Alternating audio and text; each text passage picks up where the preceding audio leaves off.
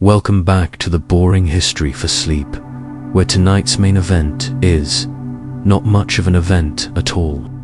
Just the slow, persistent, dirt-in-your-teeth reality of surviving a medieval siege. Soothing, isn't it? Before we begin, take a deep breath, let your shoulders drop, and let the flickering torchlight of the past lull you. You're not expected to stay awake for all of this. In fact, you probably won't make it through this day while you're still with us, before your brain starts drifting into warm, cloudy fog. Please take a moment to like this video and subscribe gently, as though you're trying not to wake a sleeping monk. Leave a comment too, if your eyelids permit it. Tell us where you are and what time it is right now. It's always nice to know who's listening across the centuries. Now. Let's ease into tonight's journey. You walk along a muddy lane, boots sinking softly into soil that has forgotten the taste of sunshine. It's quiet, too quiet, the kind of silence that hums in your bones. There's tension in the still air, like a held breath that never quite exhales. The wooden gates of your walled town somewhere in the middle of 14th century Europe have been closed for weeks.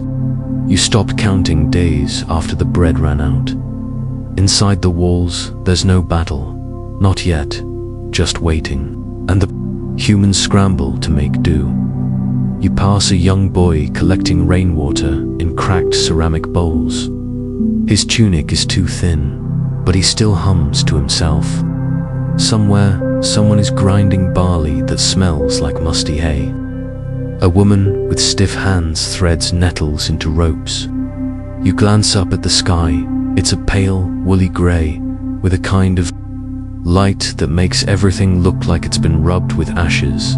Your town's mall, crumped, with tilted roofs and crooked chimneys, is under siege.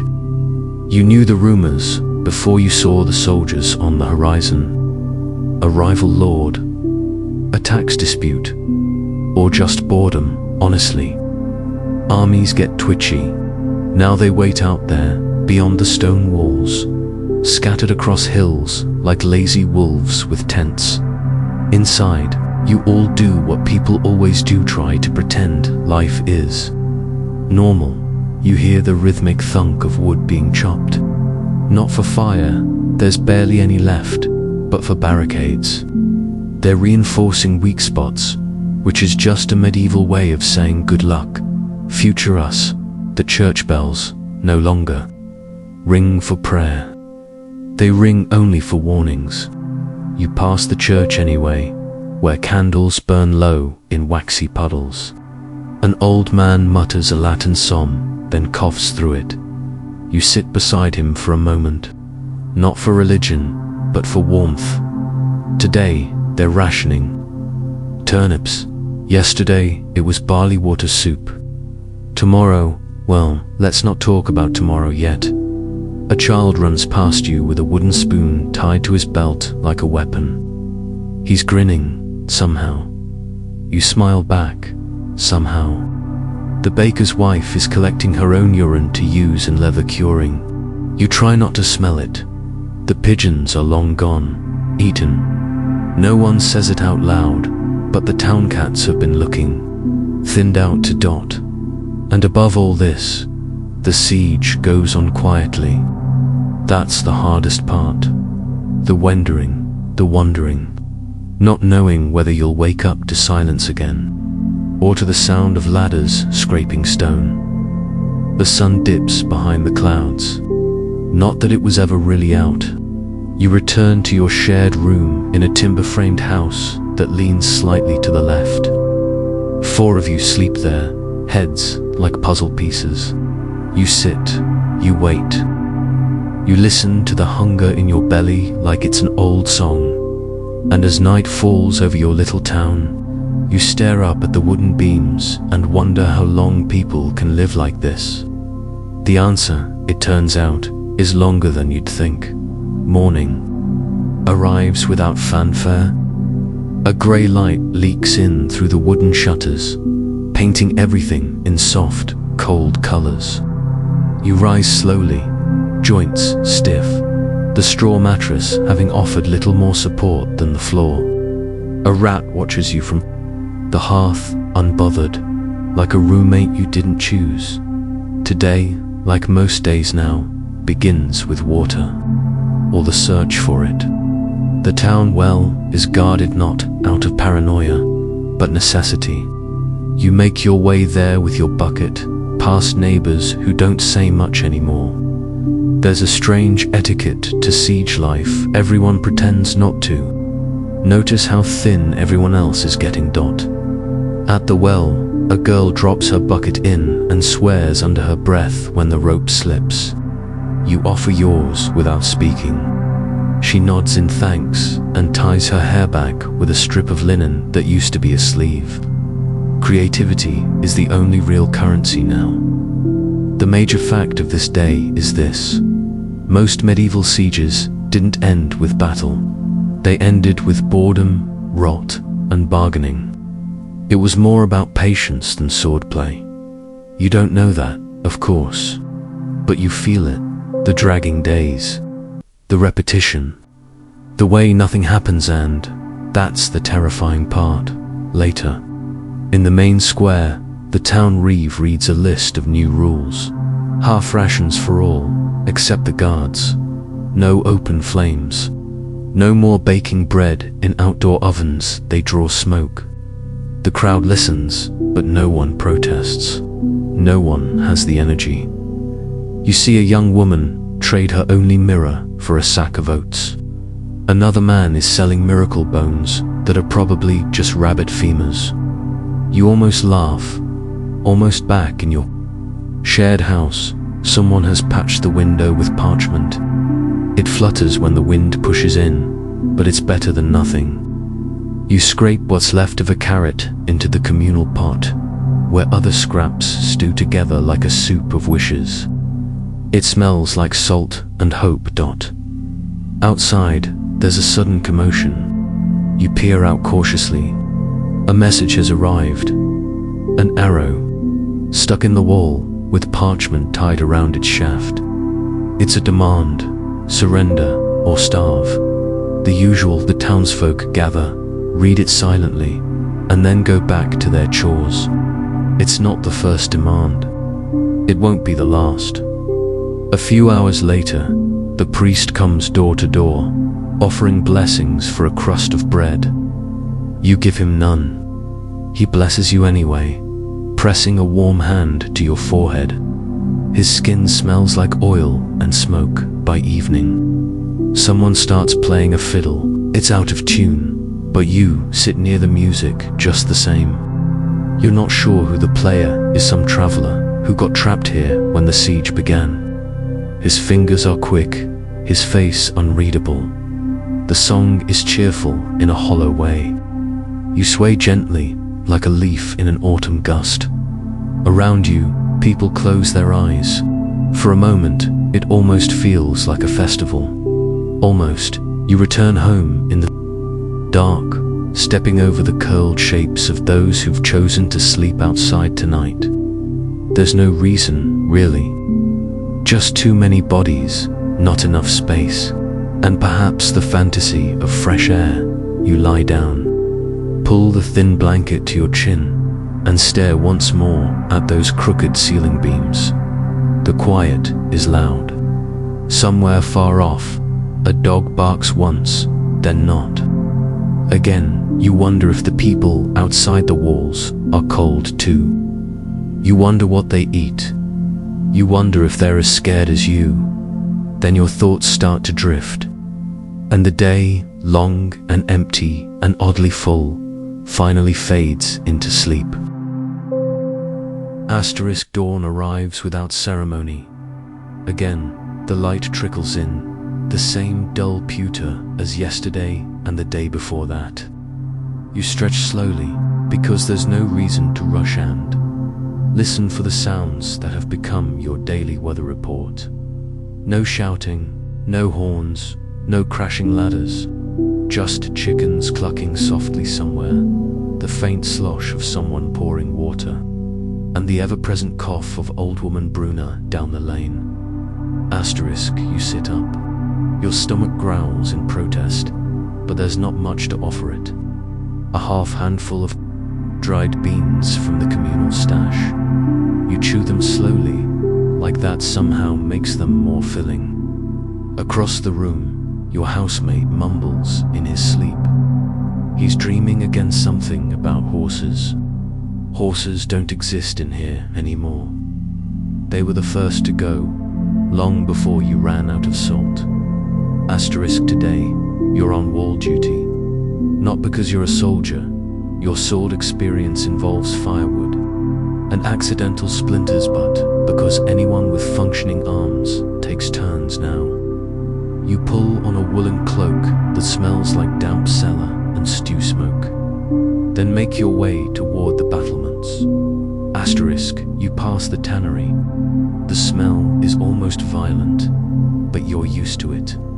It's like a sour dog blanket that's been blessed with vinegar and abandonment. You nod at the tanner, who gives you a wave with hands stained yellow from urine-based dyeing. You don't. Make eye contact till Longhe's started talking to the skins.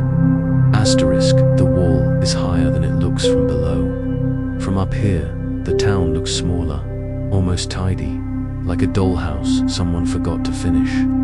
Beyond the walls, the enemy camp spreads across the field in lazy clusters.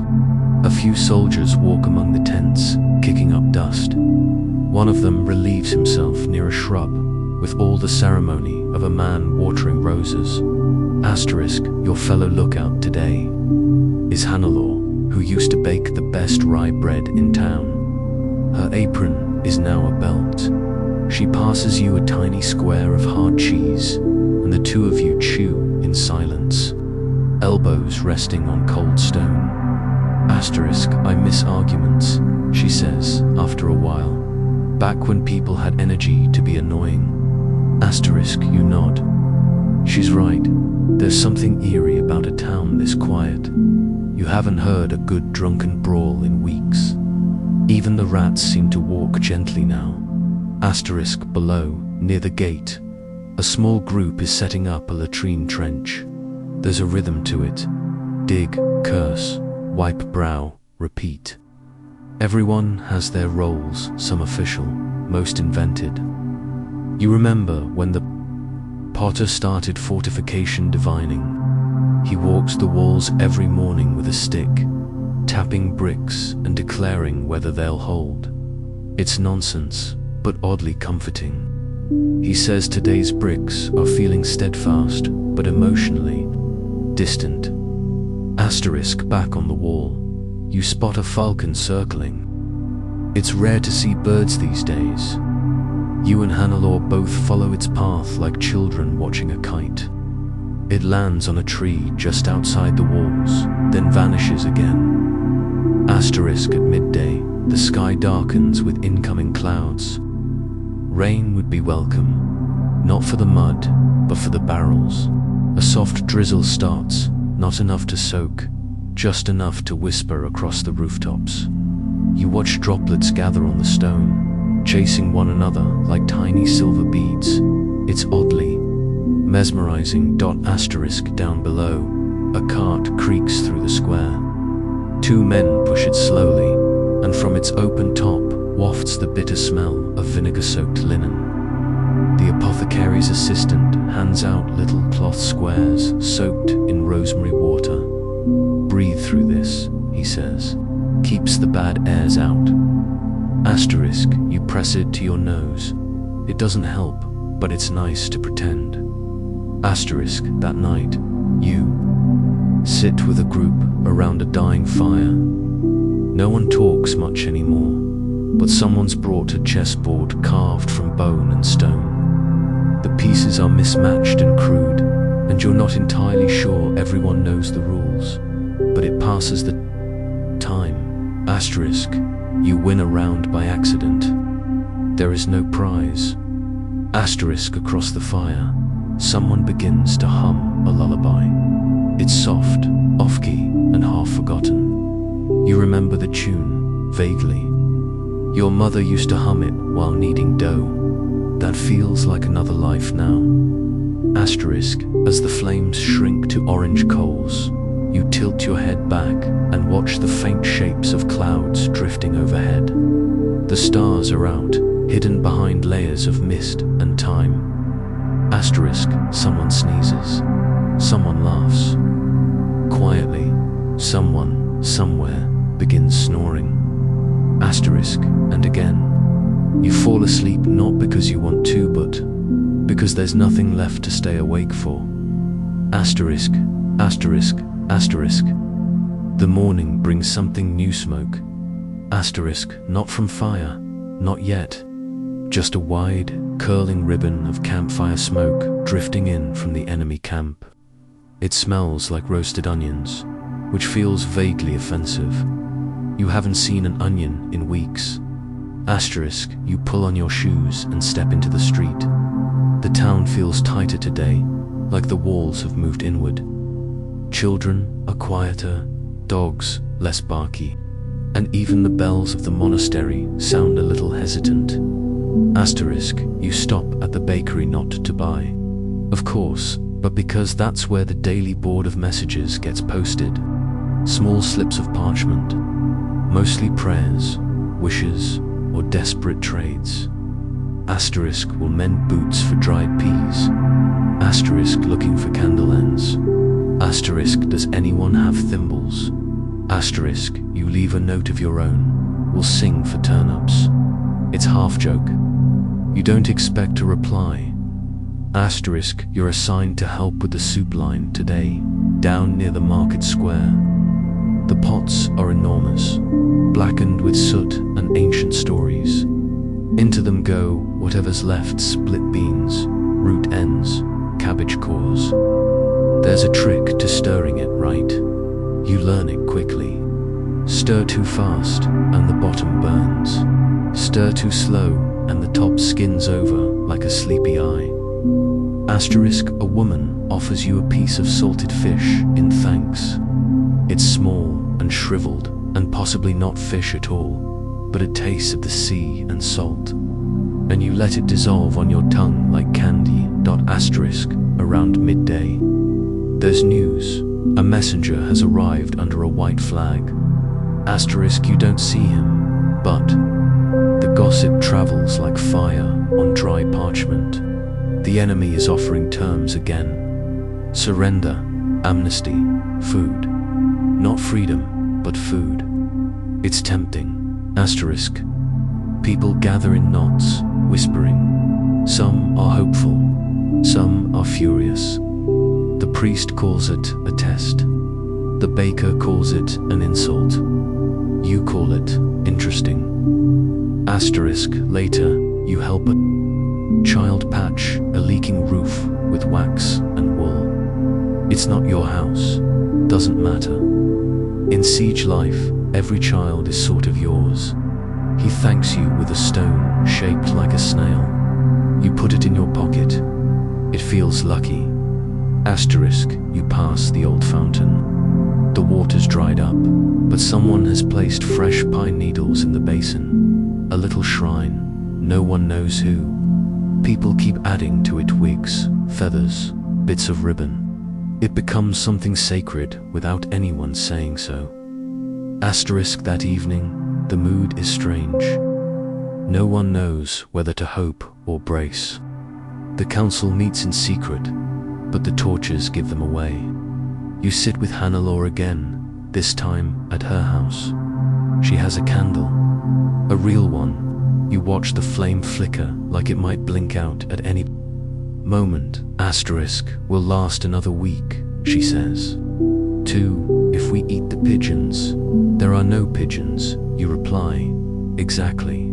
Asterisk, the candle dances. Outside, the wind rises. Not loud, just enough to whistle through the shutters like a bored ghost. Asterisk, she offers you a piece of cloth embroidered with vines. My wedding dress, she says, was saving it for something important. Asterisk, you nod and fold it carefully. It's too fine to wear. You tuck it under your arm like a promise. Asterisk, and again, as night arrives, grey and endless and soft as wool, you settle into the dark with the quiet certainty that you've survived one more day. That's all anyone really does now. Asterisk, morning stirs with the scent of boiled bark and damp wool. Not exactly inspiring, but you've lowered your standards considerably. You wake slowly, bones creaking like an old cart. Outside, the bells are ringing, but not the panicked kind. This is the slow, deep toll of gathering. Something is happening. Asterisk, you slip into your worn cloak and step out. The whole town is moving, sluggish and curious, toward the square. Someone has chalked a message on the church wall: vote at noon. Asterisk, democracy. During a siege, stranger things have happened. Asterisk, the council, it seems, has decided to ask the people, should the town hold out or surrender? Asterisk, this is not as romantic as it sounds. It's mostly shouting, sighing, and a lot of people pretending they're experts on troop movement because they once saw a knight throw a spear. Asterisk, you walk past the tailor, who's now selling strips of linen as war scarves.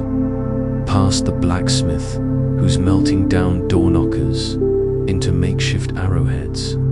Past the apothecary, who's out of everything except confidence. Asterisk, you cast your vote by placing a pebble in one of two buckets, one labeled hold, the other yield. You drop yours into hold, not because you're brave, just stubborn. Asterisk, by afternoon, the air tastes like anticipation and iron. A light rain drizzles, barely noticed. You help patch a section of the wall with mud and smashed tiles. A young boy nearby sings a song about cheese. You can't tell if it's real or imaginary. Asterisk, and then comes the major event. The one people will talk about for years.